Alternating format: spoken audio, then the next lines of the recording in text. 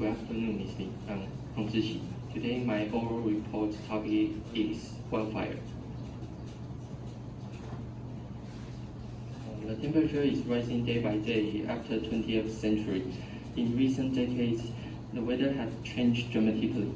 The unusual rainfall and rising ocean surface and unpredictable extreme weather are more and more common to be seen, and the most dangerous phenomenon or disaster is wildfire.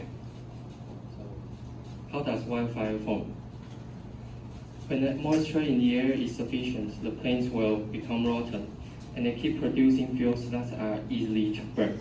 At the same time, since the temperature suddenly rises, or in some drought seasons, fuels and sufficient flames will burn continuously and could be a terrifying problem. Due to a lot of plains in rainforest or in some uninhabited area, the fire could last for days to months and could have to be put out. There are some examples about wildfire. First example, in 2019 to 2020, a sudden wildfire appeared in Queensland, New South Wales, Virginia, and Kangaroos Island, which are in the east of Australia. 33 people passed away, including 4 firefighters, and in conservative estimate, at least 1 trillion creatures died in this serious disaster.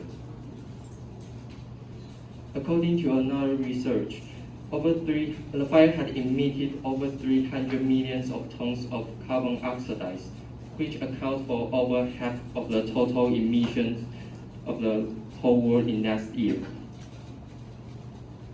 This tragedy caused money loss, life disappear, and air pollution.